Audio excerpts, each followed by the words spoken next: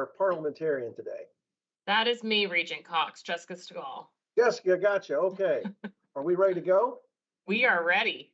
All right. I'd like to call to order the Kentucky Community and Technical College System Board of Regents Audit Committee. I'd like to ask our parliamentarian to please call the roll. Chair Cox. Here. Vice Chair Hamilton. Here. Regent Girdler. Regent Martin. Here. Regent McGraw. Regent Powers. Here. Regent Schaus. Here. Regent Stevens. Regent Sutherland. Here. We have quorum. Outstanding. Thank you very much and welcome everyone. Appreciate your attendance today. Hope everyone had the winter last weekend. I know that a lot was been taking place since February 27th. That seems like forever ago that we had a meeting, but that was our last meeting, which was on February 27th, 2025. Are there any corrections to the meeting minutes? If not, may I have a motion to approve? So Motion. Thank you. Second. We'll take the second as the second voice we heard there. And again, we'll ask our parliamentarian to conduct the vote. Any objections to the motion? The motion is passed by consensus. Thank you so much. Moving right into business, I'd like to ask Todd Kilburn, Chief Financial Officer, to provide us on an update on the progress of the forensic audit response. Todd? Thank you. Thank you, Chair Cox. First, I just want to acknowledge that the work being done here is the work of a great team of people, a lot of whom have been working very diligently on these various items. And so I just want to acknowledge that I report on a lot of it, but there's a lot of people behind the scenes making this happen and working very diligently to assure that we correct the items that were recommended by KPMG. I will go through each of these one at a time and give you a summary of the work that's been done on these things. I'm happy to answer any questions along the way or at the end as you also choose. So the first item that was recommended was account 10,001. This is a pass-through account of income that comes in and then goes back out. There is a committee that is working on this. The deadlines that we have for them are the end of June and the end of July. It's to take a look at the number of accounts and determine which one should remain in this account or if we should create a different account for some of these pass-throughs. They're still working through that. It's comprised of people who have been here for a while, some of our newer people, and some of our business officers. So we're still working through that. We anticipate that we'll have a report sometime after June 30th when that report is due. But we're continuing to take a look at those various things, and we will, as of July 31st, start getting quarterly reports on this and making sure that that account is balanced. The second of the items was affiliated foundations. Dr. Megan Stith has been doing a great job in trying to move some of these items forward and making sure that we're accomplishing what we need to accomplish. They have created an annual calendar to try to manage the documentation. Last time this was reviewed, it was determined that there were some particular pieces of documentation, such as conflict of interest forms, et cetera, that had not yet been prepared. And so we'll show you in a moment what has been done around that. They have been collecting policies from the various foundations around spending. They have been trying to establish and look at policies and procedures. That's a fairly common theme in a lot of the work that we're doing right now, which was determined that was a project for us even before the findings of KPMG, and then training on some of those stewardship plans.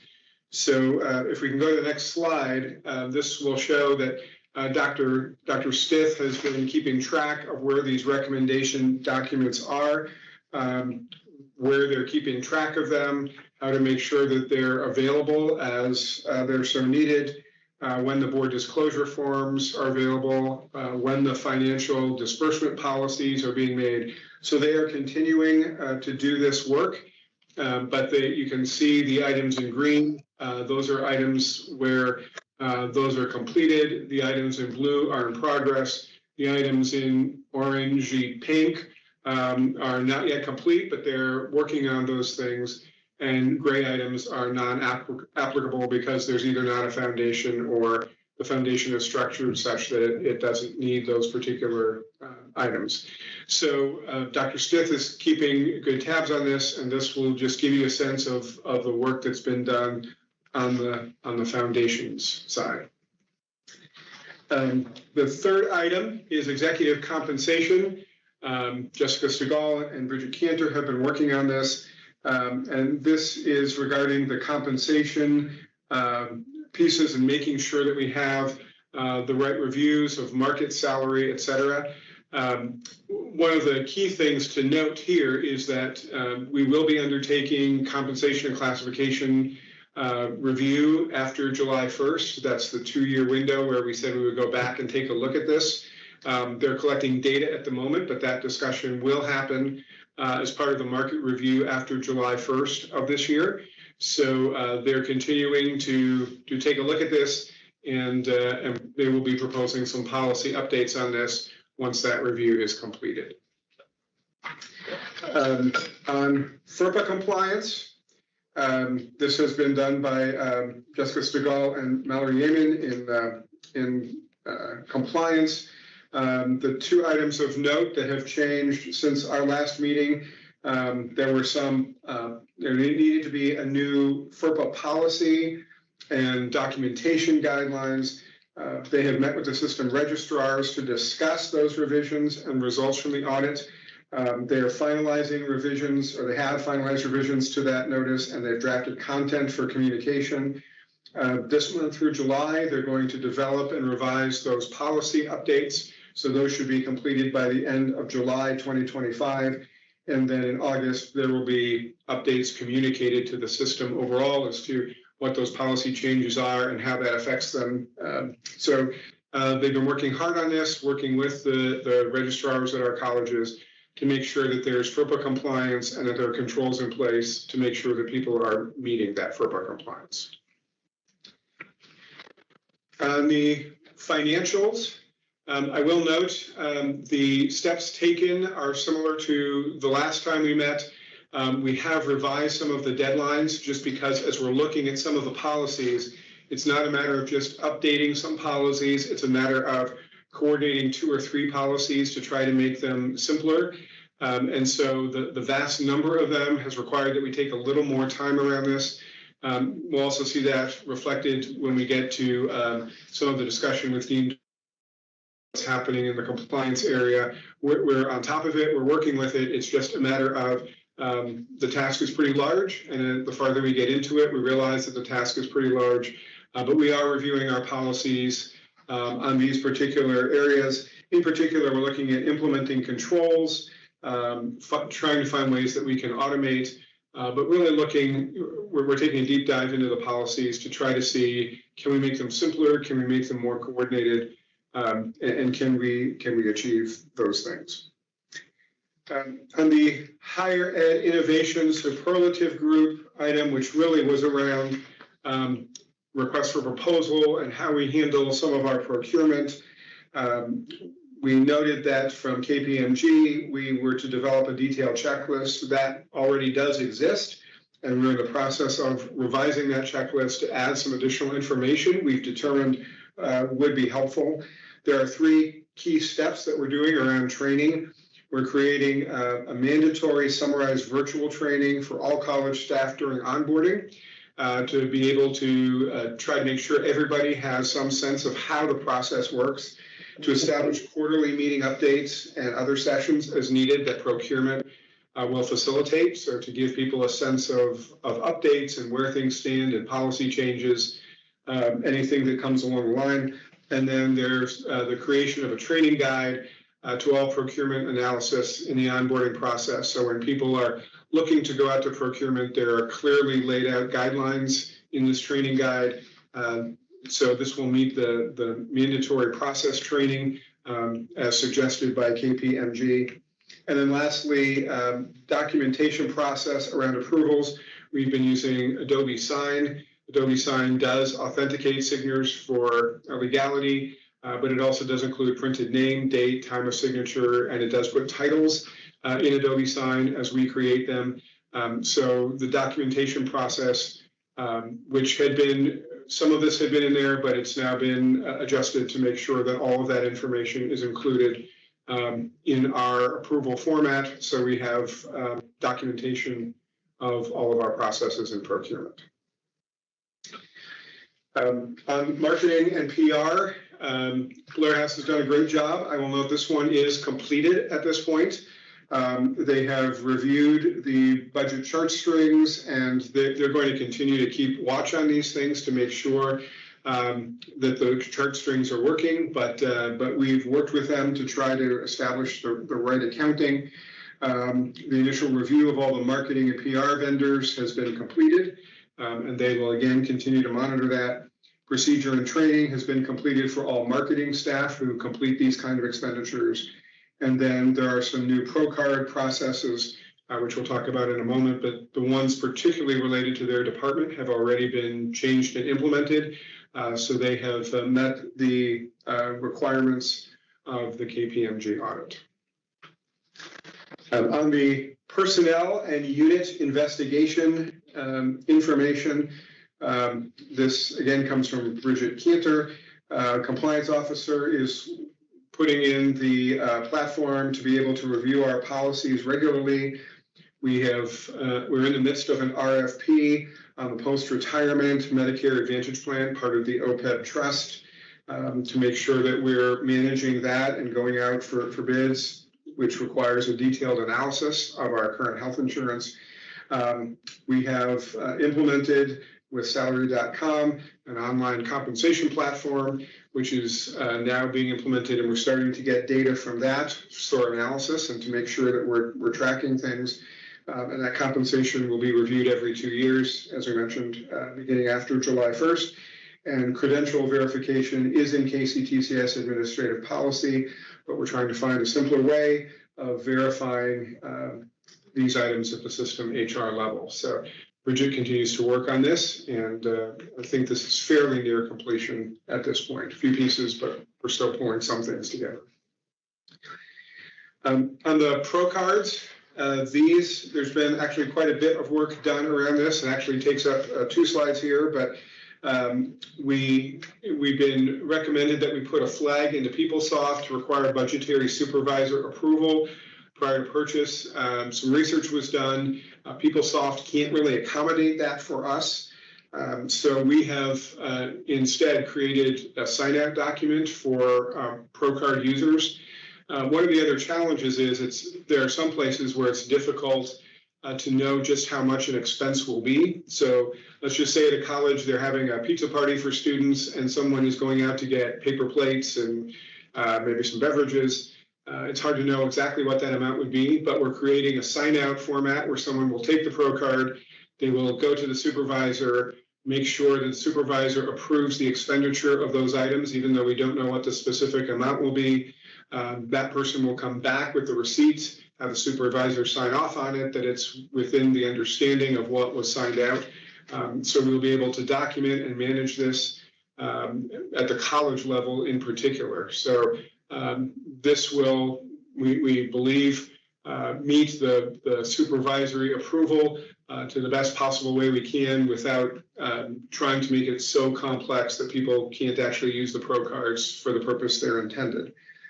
And then we're initiating some processes for training around our ProCard holders, mandatory training for card holders to attend before they can be issued a ProCard. So if one of the colleges wants to have a ProCard, they will be required to take training. We will do annual training for supervisors and card holders and users.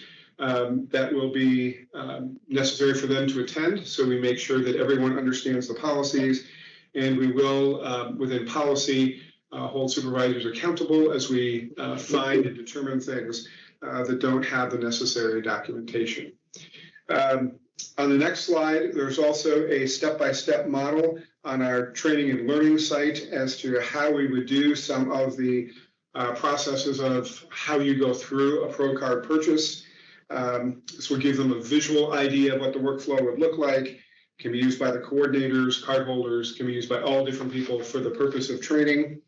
And then lastly, we've created 2 documents to try to make sure that we're looking at the supervisory approval piece. The first was that sign-out sheet that I mentioned. The second is a Pro Card purchase guideline document.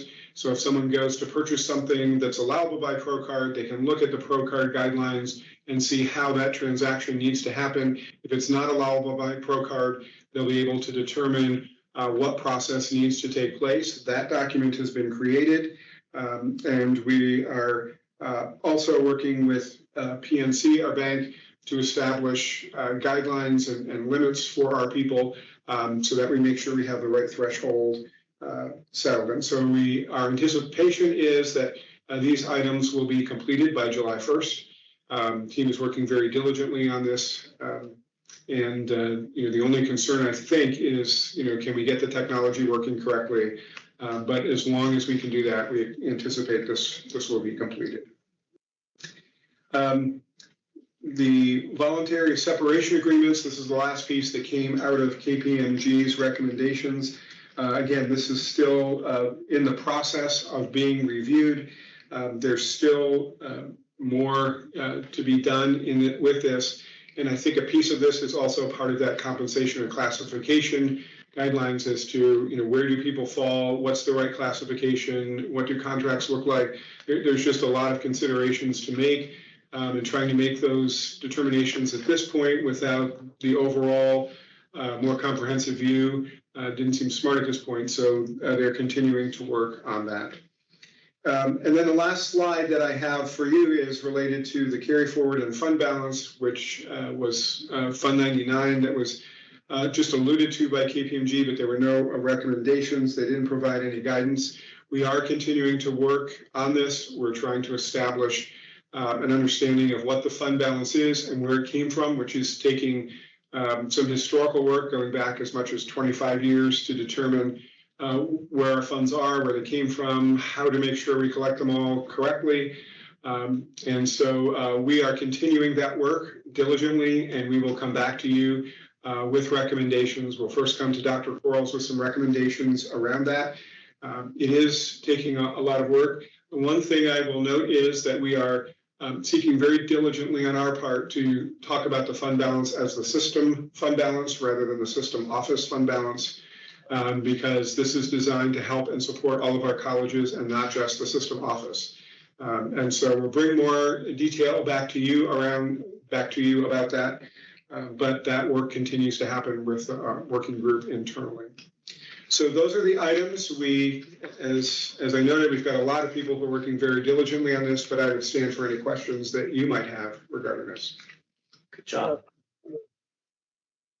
Thank you so much. Appreciate all the work that's taking place here, and it's a lot of work.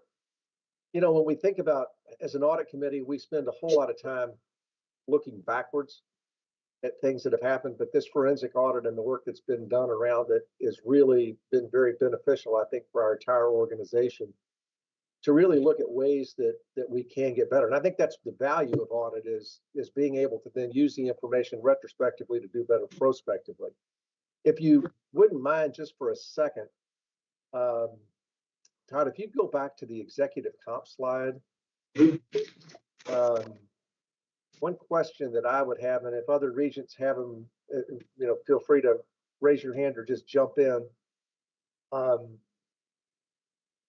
this would probably be the most, I don't know, from a transparency perspective, it's like everything else. Form 990, really nobody looks at except for the compensation lines. And I think that a whole lot of public consumption of these documents would go to this.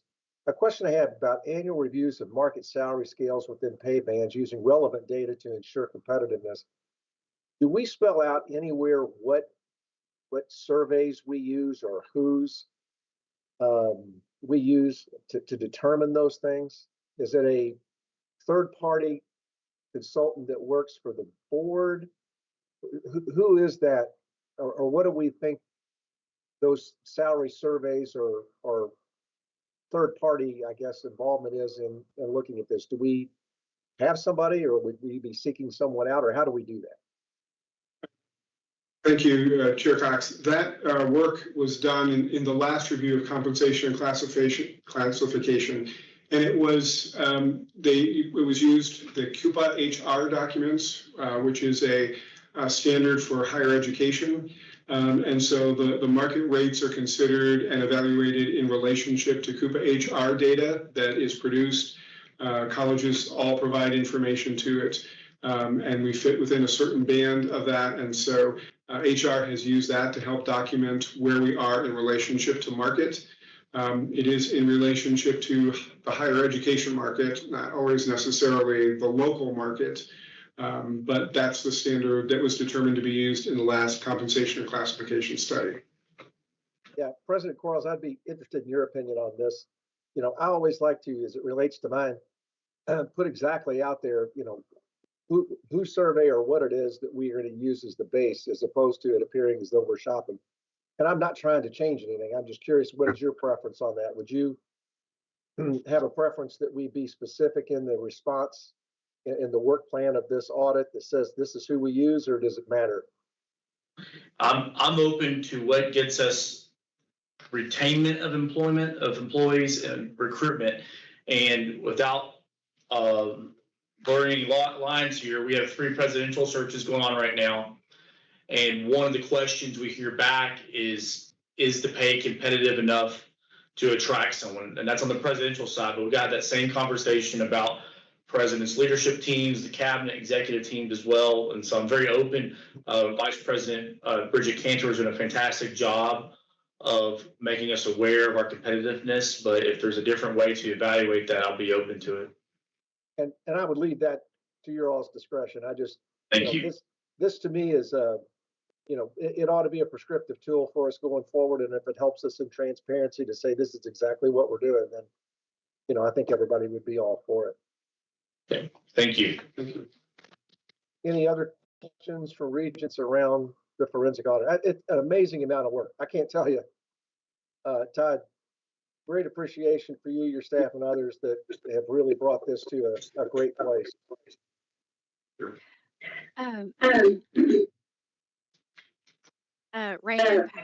Rand Powers here. So I wanted to commend you on going the extra step to creating online training for the procurement modules, as this is something that we've needed for a long time. You know, the old job aids have just been very hard for faculty and staff to use over the years. And but I do have one question. It's more of, I guess, in the weeds, but for the form that the supervisor would need to sign off on, does it list an alternate for a different budget authority? Because the supervisor may not have any connection to the expense at all.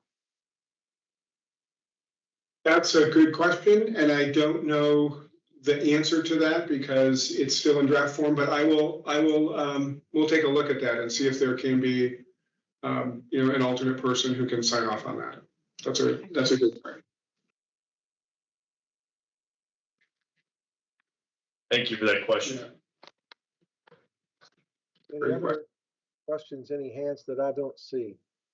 Chair Cox, I have a question. Yes, sir.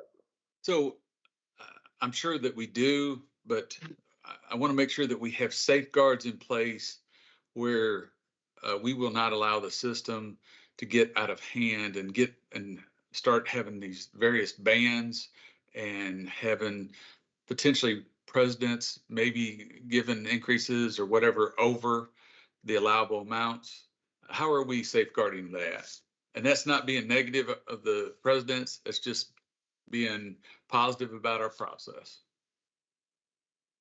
Well, initial thought here, particularly on the presidents, is that their current contracts, all of them go through 2026. And so we're actually having conversations with them right now about the corrections that we see that need to be made on executive compensation, additional language on VSAs, et cetera. But to answer your question specifically is that we've to my knowledge, have not encountered a situation where there's been a request beyond the band, but I think it's important for us to, with all the reclassification we just went through, is to enforce and respect the bands that we just established, and try our best to not get us into a situation that, as you know, was 20 years in the making that we had to perform last summer. So it's sticking to the bands. Okay.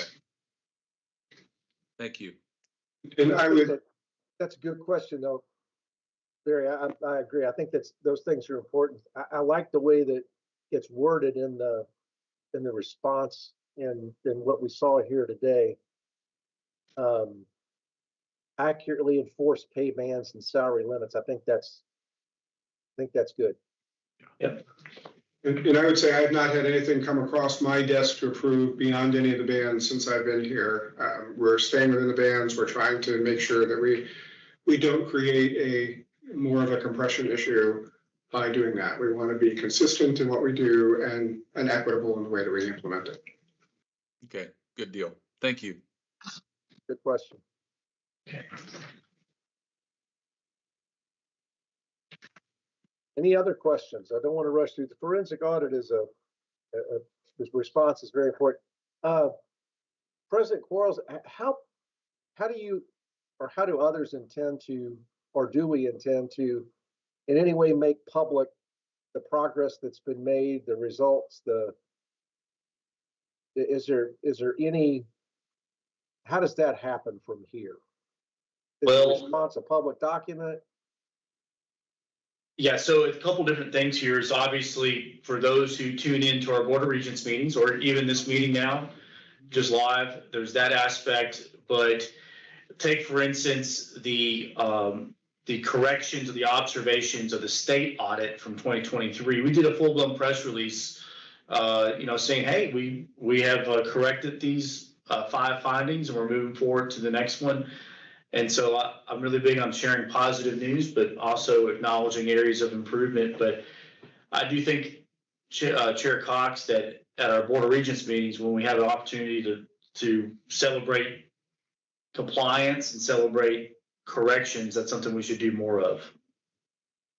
Absolutely, I agree, and I appreciate that. Yeah. We'll get that done in June. All right. Okay. I don't think, Jessica, that doesn't need any action at this point as an update, does it? No, it doesn't. Very good. Well, a different kind of audit, the internal audit. Todd's going to walk us through, along with Dean Dorton, an update on the internal audit aspect of our organization. Todd, I hope you caught it. I hope you catch your breath and got a drink of water.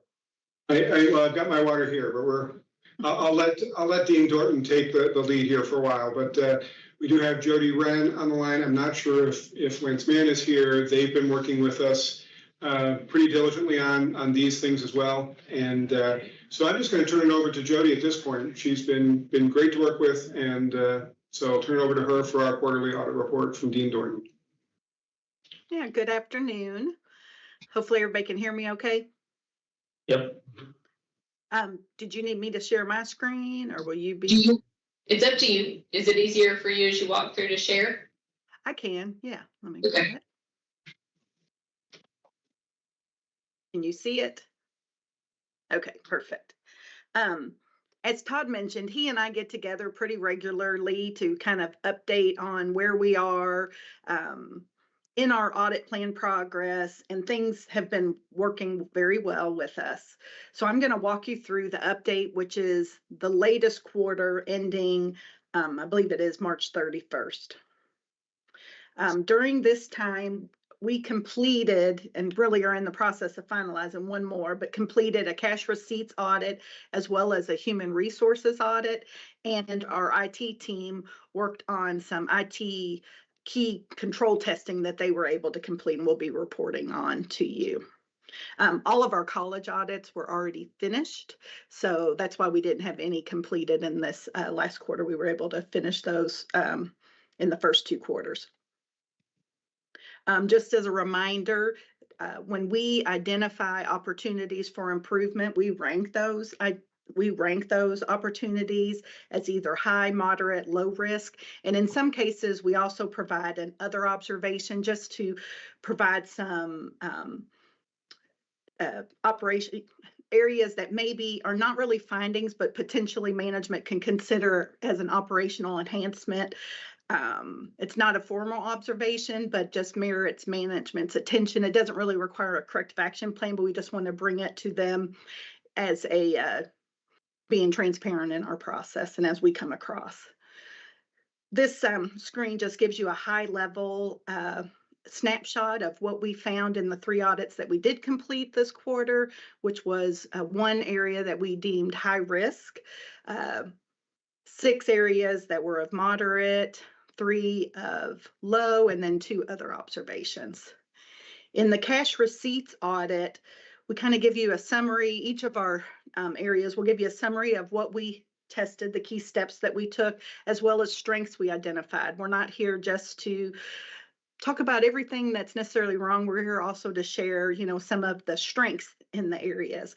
And what we definitely noted in this area, this was an area that was brought to us as part of our internal or external or internal audit planning, an area that management wanted us to look at and provide some insight to them. And so definitely we found in our conversations and interviews that the management team definitely understands the where the operational risks lie.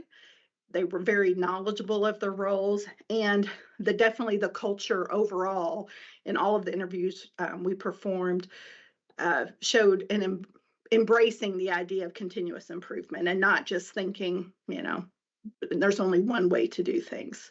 One of the areas that we identified as high risk was with regards to the daily reporting of requirements. So each of the colleges have different collection points in which they collect cash, and there isn't really a standardized method in which those daily receipts are coming into the system office, and which we knew caused just some pain points for the treasury area. And, what is it that we should be expecting? What should we, when we see something, was this what we expected? So we talked with them in great detail about how do we standardize those, and they're working on standardizing that process. An area of moderate, again, kind of goes to the fact that the cash handling role across the systems at the different 16 locations were the titles of the individuals that were responsible were different. So as a result, job descriptions and responsibilities may not have been reflected in every single job description for the roles that were performing those functions.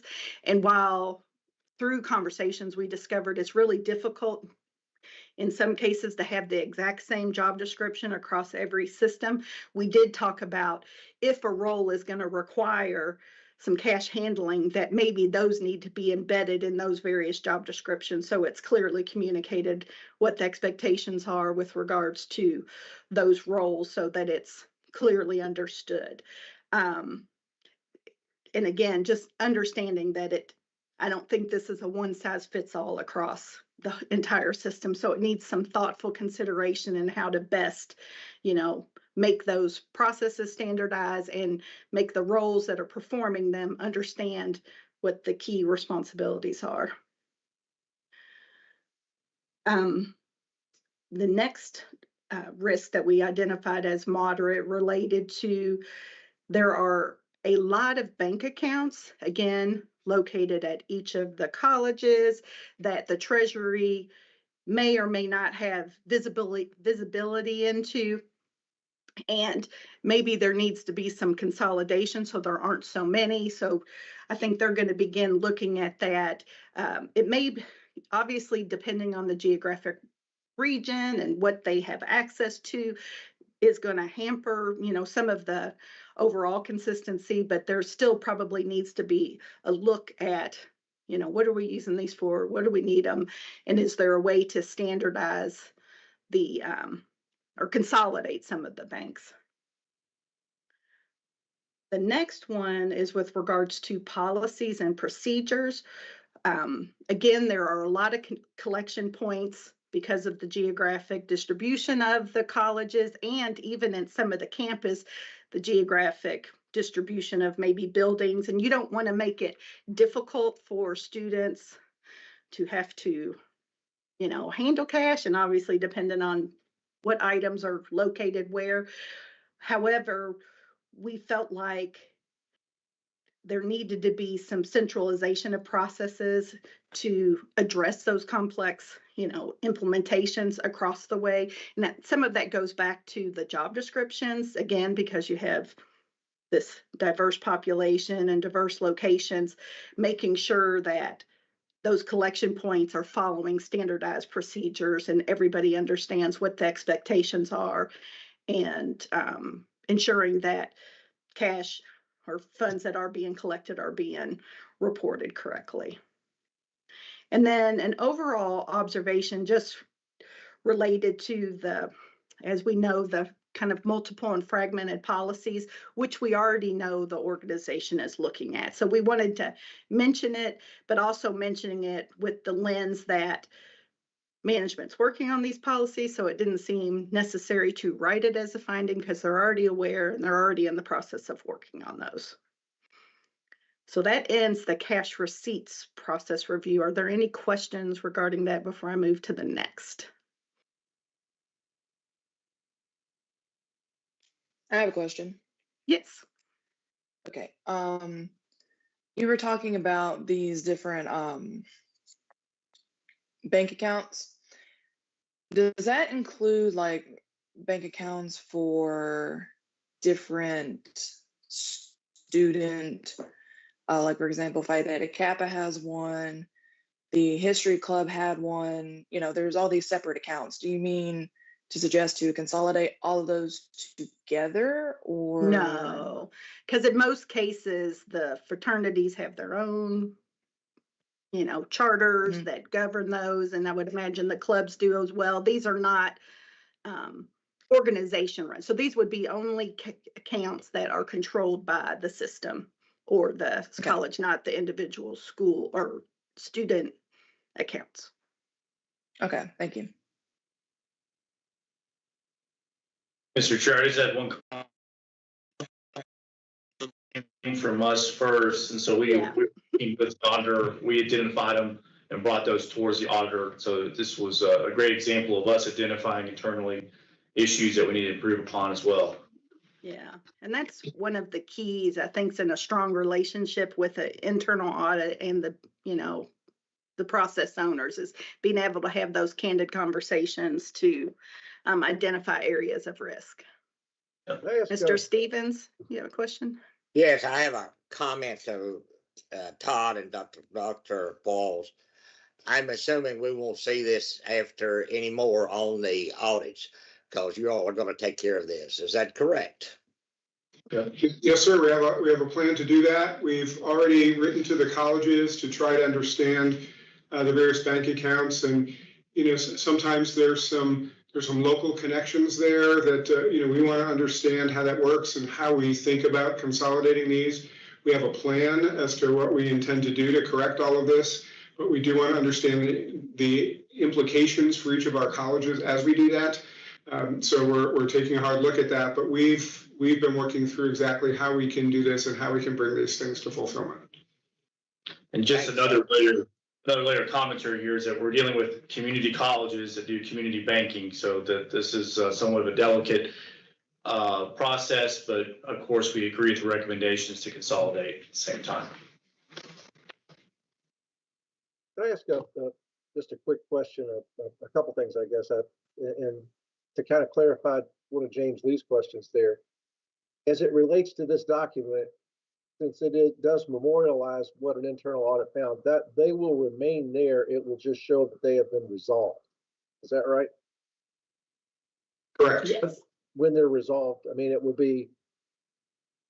Yes, we follow up. Is that what you mean? So we will keep that. We have a follow-up document that we also report at the end of this report, where we keep conversation with Todd on the status of those implementation and as it's being worked through. Yep. Okay, And the then it second rolls question- off once it's been completed. Once it's been completed and reported to you all, it then rolls off that follow-up list. Gotcha. And the second thing, if you could, for me, prior to the next board meeting, if you could identify the ones that President Foyle's identified that we self-reported, I'd appreciate that. Yep. Thank you. Have to write a note. It doesn't have to appear on the document. I think I'd like the full Board of Regents to know that. Yeah, and as we mentioned in the how we test, our tests come through interviews. So Right. And I do most think- everything's I do think, Jody, you're absolutely right. I think that is indicative of a healthy relationship between the internal audit team and staff. yes. Yeah. And I do want to point that out to the whole board. Absolutely. Okay, moving on to the human resources. We interviewed several people as part of this process. Again, identified that policies and procedures in this area, are appropriately designed and inclusive, as well as the general counsel, director of payroll, shared services and benefits were both, helpful in their interviews and very transparent and open with us throughout this process, which is helpful. We identified some review, and again, this is another project that was brought forward to us to be included, on our audit plan so that we could help them with a couple of pain points that they had shared with us throughout the process.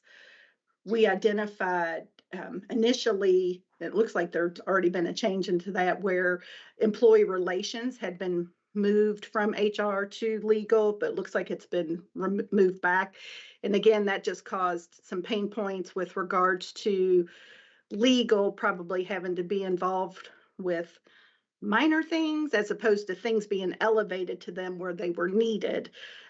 They were being involved with some areas that could have been triaged in either human resources or, with the department heads before involving general counsel.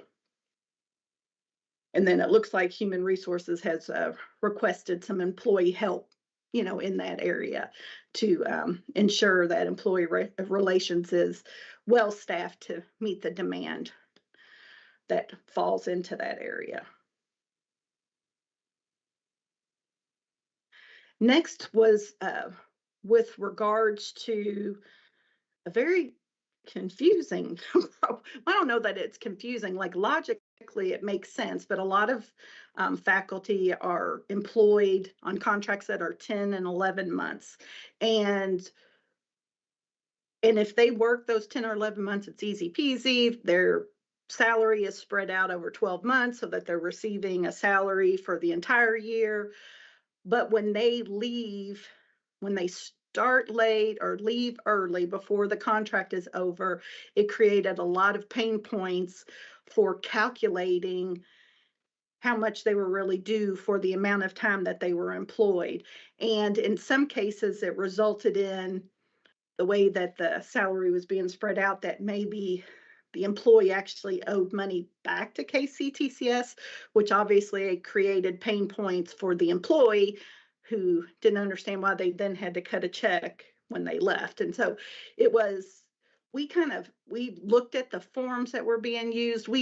It kind of spoke to other similar, other universities that were in similar circumstances. Of course, I worked for JCPS in the past, and they had very similar escrow relationship with their teachers that work 185 days but get paid over the 260. So it's not an unusual concept, but for some reason it just created a lot of pain points in how it was being administered.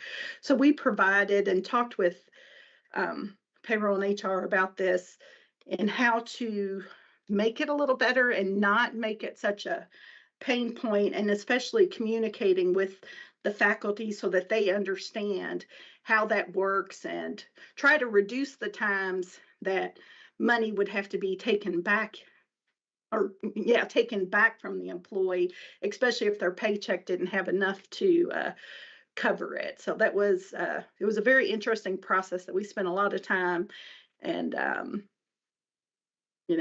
a lot of feedback trying to help improve that. And so I know they're working on kind of changing that and updating it. And again, kind of semi-related was with regards to break scheduling for faculty. Currently, employees can choose where their month-long break falls. And that while it's a good flexibility point, it's unpredictable and it can impact, staffing levels, coverage, et cetera. And I think the unstructured approach, causes some pain points that really are kind of like self-created and aren't really necessary. Yes, Mr. Stevens. Yes, I have a question, I guess, for Todd or Dr. Qualls. I'm sure that we have a procedure at the colleges of sign-in sheets or some way of documentation. And are those also sent with payroll when the payroll is generated so that we know exactly about sick days or any of those type of things? I think so. Yes, Regents, to some degree, yes. We do track sick time and those kinds of things, but for a number of our employees, they're on salary. And so they're paid on a salary basis. And so sometimes that means they work more hours than you might think. There's sometimes, given a lull in the year, a particular break time, that it may be a little less.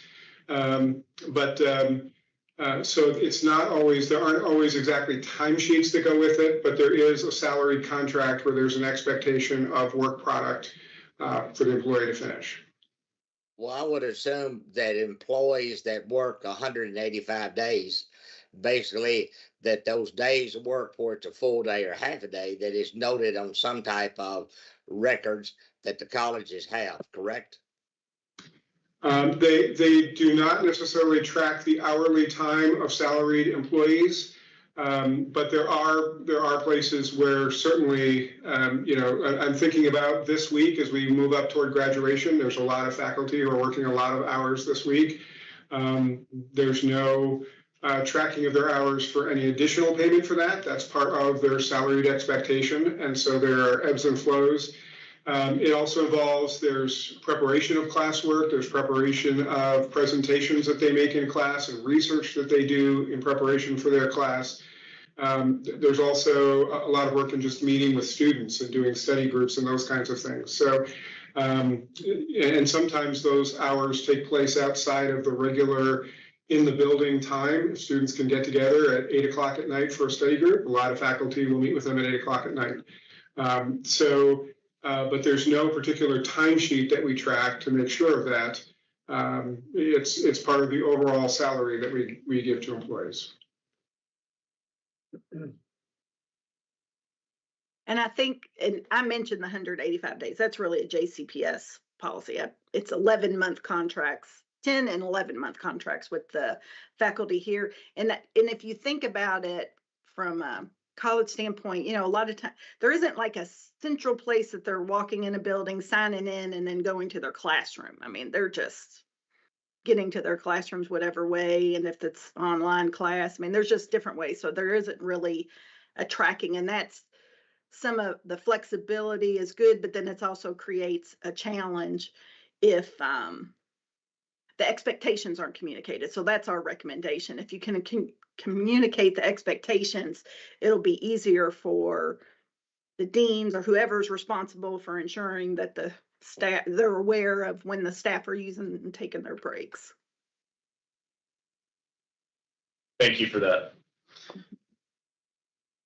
So the last low risk observation is related to faculty vacation policy. So in some cases, in addition to having the 10, 11 month, there's also there's faculty that are given vacations, and it's self-reported and it's not really centralized, which again creates some pain points and could result in, when an employee leaves, being paid for vacation that maybe they took because it's not really being monitored in a clear, consistent manner. So again, going back to ensuring that the vacation and breaks are explicitly communicated so that, you know, people understand what the expectation is. And again, our last observation related to the number of policies, which again are being looked at. For example, there were 51, you know, distinct policies that employees have to familiarize themselves with related to, you know, leave and those kind of things. And it would be better to consolidate that. I think they were separated at one point to attempt to make it easy for people to find, but I think it created some challenges. But again, you know, that's being worked on system-wide. So if there's any questions on that last area, and I'll move into the IT risks. And I This is will- Keith, I got a quick Yes. question. Sure. Has there ever been a scenario where it has presented itself as that a particular employee felt like they had too many hours as opposed to what someone else is doing in their similar job description? I'm just wondering, has that, I think about my own organization, we've had some issues with folk, you know, assuming that they are doing too much. Some say, well, such and such is not doing enough. It's not a big issue here, but I know of some organizations where they deal with that on a day-to-day basis with as many employees that we have in our system. I'm just curious. Is Just that say that an issue? I would have a difficult time answering that because generally that would be an HR question that would go to HR, to a particular supervisor that I wouldn't have access to. I can certainly check with Vice President Cantor on that and see if I can get back to you to see if there's some information that we might be able to prepare for you, but I wouldn't know that off the top of my head. Yeah, and that wasn't within the scope of our review either to have learned that. I'm sure that that's been brought to this office's attention, and Regent Powers might have some insight on this, but I'm sure that's happened, but I can't answer that off the top of my head right now. Okay, thank you.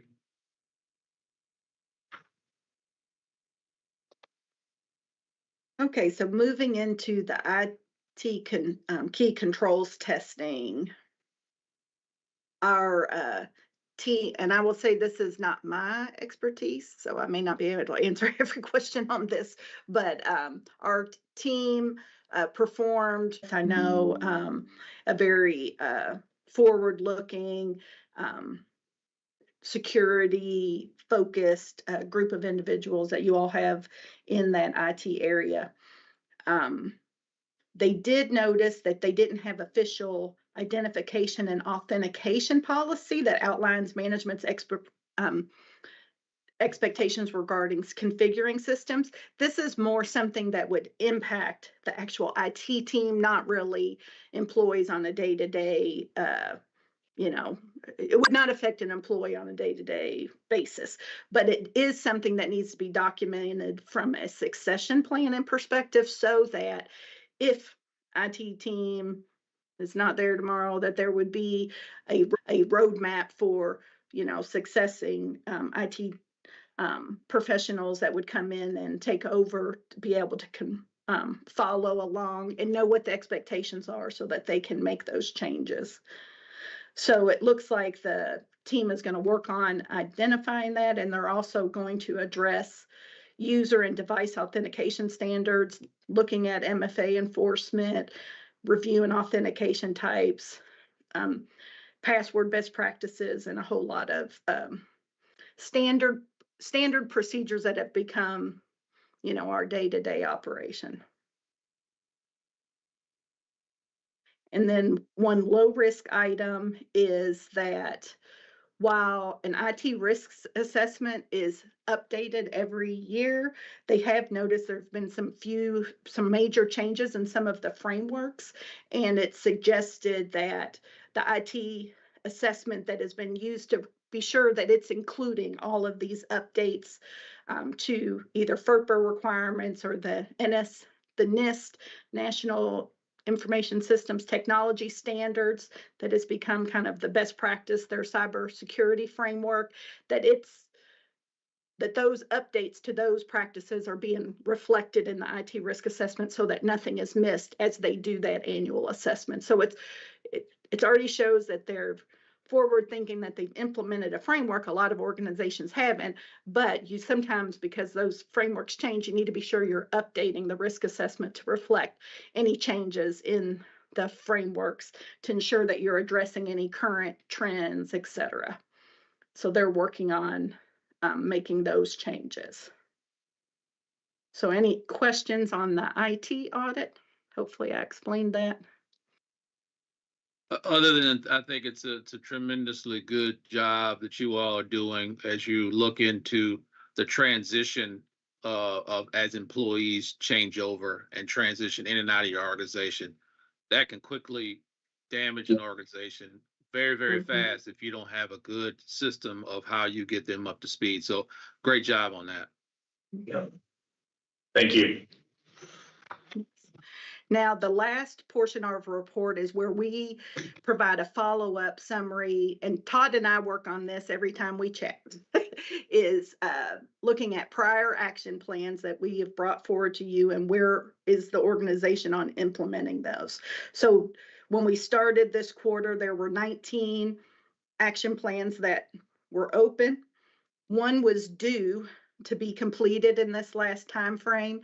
However, 4 were actually completed. So they completed a couple of them a little bit early. And so now we're left with about 19.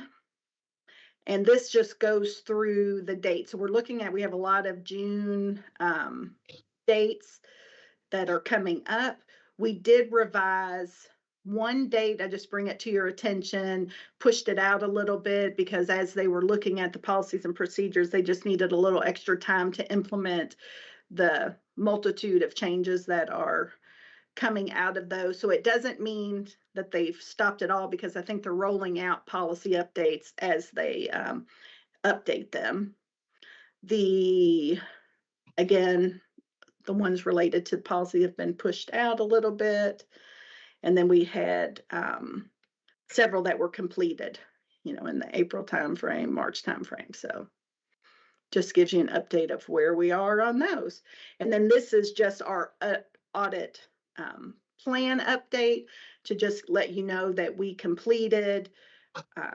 We had one audit that we had carried over that we reported to you all last quarter.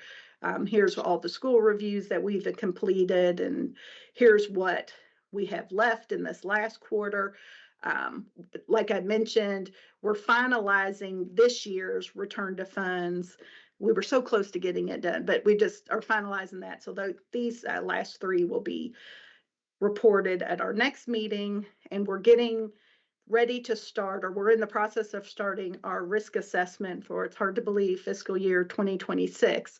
And we'll be, Chairman Cox, I'll be calling you to have a chat with you and be chatting with many of the senior leaders on this call, as well as throughout the organization, as well as we go meet with each of the presidents and business office leaders at the schools as well. And here is the IT plan, what they've completed and what's still on their plate for this last quarter. So if there are any questions. Thank you so much. Yeah. I think just to kind of wind up, we talked about the forensic audit, we talked about the internal audit. Those of you who have been on this board, and I know some of you are on this call, you go back 3 years, the progress that's been made in these areas is astounding. The organization, the chronicling of what needs to be done, and the accountability and how it is accounted for and how it's viewed by the entire organization in a transparent way is a credit to everybody who's involved on the inside of KCTC. And I can tell you 3 years ago, it was not, I'm not saying there was anything terribly wrong. I'm saying 3 years ago, it was not organized the way that it is now. So I think we should all feel good about the road that we're on and where we're headed from an audit perspective, both internally and externally, which really leads to how the public views us. Obviously, the students that we put out are first, but our ability to be transparent and using a very sophisticated healthcare term, lickety split clean, I think is an important aspect of the work that's being done. So I compliment everybody there.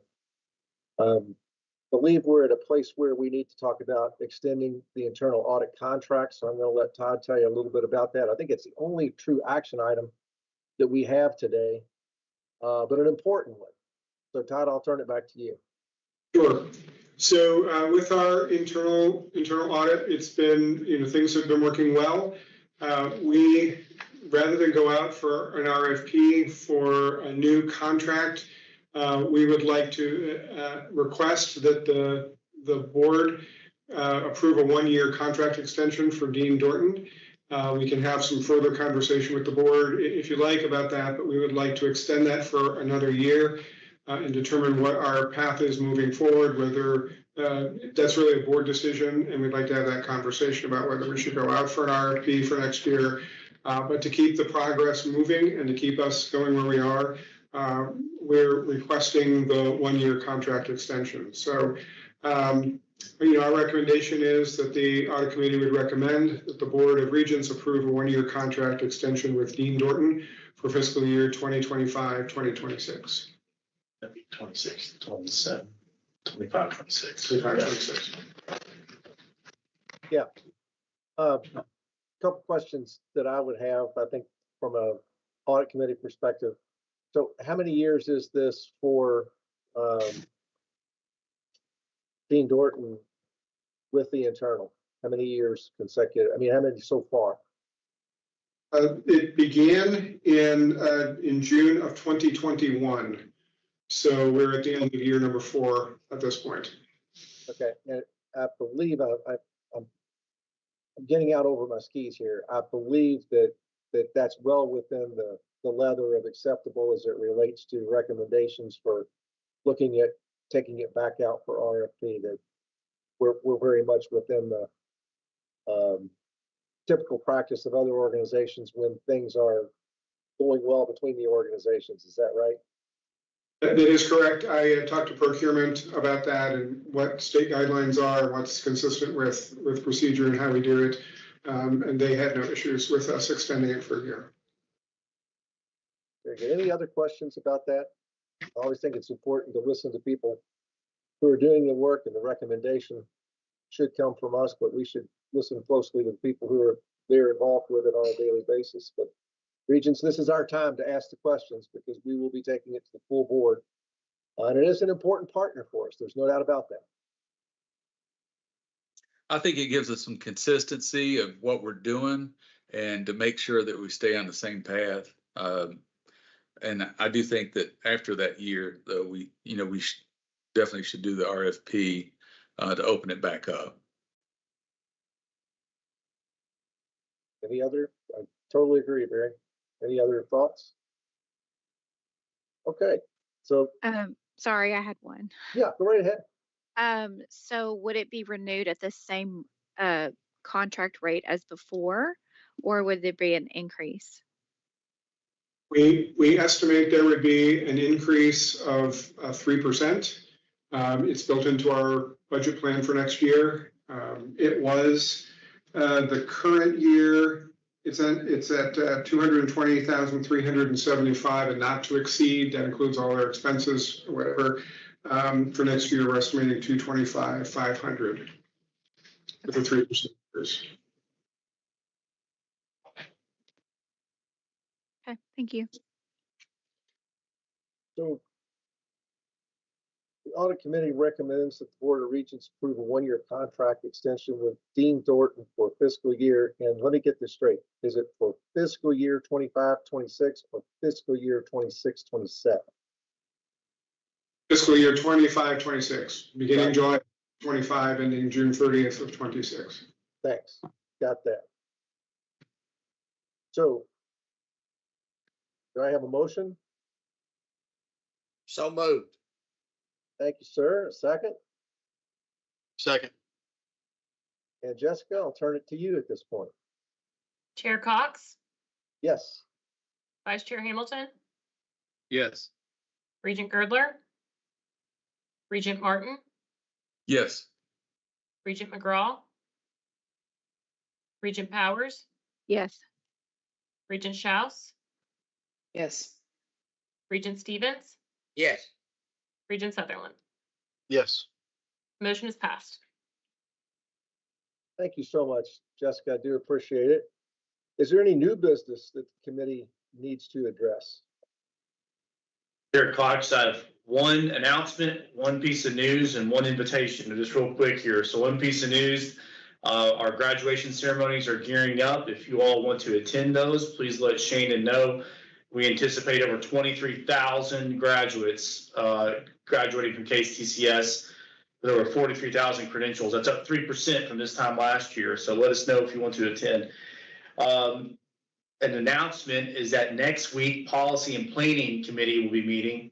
And we want to invite all the members of the Audit Committee to attend the Policy and Planning Committee because we will be going over recently passed legislation to lead up to the June board meeting. And some of this legislation can get quite complicated. So we want to use the Policy and Planning meeting as somewhat of an educational opportunity with General Counsel Stegall and Chris Crumrine explaining some of the recent changes, primarily coming out of Frankfort, Kentucky. So again, May 15th next week, if you can attend.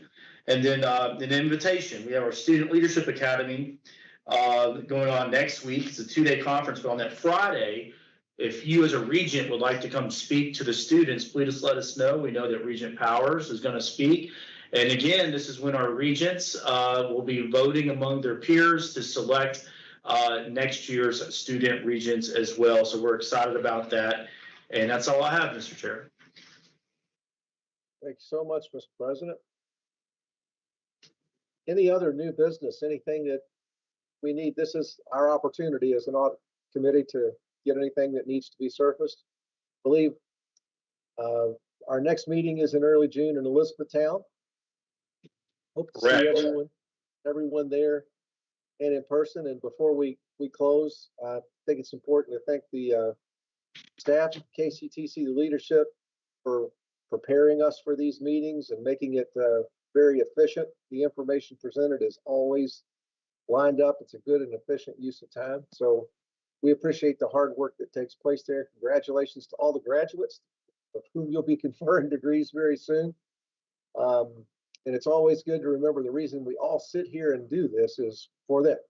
And that's the focus that we have there. Todd, I can't tell you how much I appreciate the structure you've brought. I think we're in a good place. So I'll stop talking. And if there's no other business, we'll conclude this meeting. And I would ask for a motion to adjourn. Motion. Thank you. Don't know if we need a second or not, Jessica, but I think We need a second. We do need a second. Yeah. Second. Thanks, James Lee. Any objections to the motion? The motion is passed by consensus. Thank you, folks. We'll see you in June. Y'all have a good evening. Thank you. Thank you. Thank you all.